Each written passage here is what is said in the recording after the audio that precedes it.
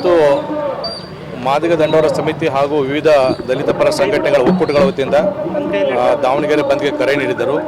ಮುಂಜಾಗ್ರತಾ ಕ್ರಮವಾಗಿ ಎಲ್ಲ ಪದಾಧಿಕಾರಿಗಳನ್ನು ನಾವು ಮೀಟಿಂಗ್ ಮಾಡಿ ಅವರಿಗೆ ಸೂಕ್ತ ತಿಳುವಳಿಕೆಯನ್ನು ಕೂಡ ನೀಡಿದ್ದೆವು. ಬಂದ್ಗೆ ಅವಕಾಶವಿಲ್ಲ ಅಂತ ಬಿಟ್ಟೇಳಿ ನೋಟಿಸನ್ನು ಕೂಡ ಸರ್ವ್ ಮಾಡಿದ್ದೇವೆ. ಅವರು ಕೂಡ ನಾಳೆ ಈ ಬಂದ ಹಿನ್ನೆಲೆಯಲ್ಲಿ ಅವರು ಕೂಡ ತಮ್ಮ ಎಲ್ಲ ಪದಾಧಿಕಾರಿಗಳಿಗೆ ಎಲ್ಲ ಗಮನಕ್ಕೆ ತಂದಿದ್ದಾರೆ. ಇವತ್ತು ಎಕ್ಸಾಮ್ ಇರದಂತೆ ಯಾವುದೇ ರೀತಿಯ ಮಕ್ಕಳಿಗೆ ತೊಂದರೆ ಆಗದ ರೀತಿಯಲ್ಲಿ ನಿಮ್ಮ ಒಂದು ಏನು ಪ್ರತಿಭಟನೆ ಮಾಡಬೇಕಂತೇಳಿ ಅವರಿಗೆ ಸೂಚನೆ ನೀಡಿದ್ದೆವು. ಅವರು ಕೂಡ ಒಪ್ಕೊಂಡಿದ್ದಾರೆ.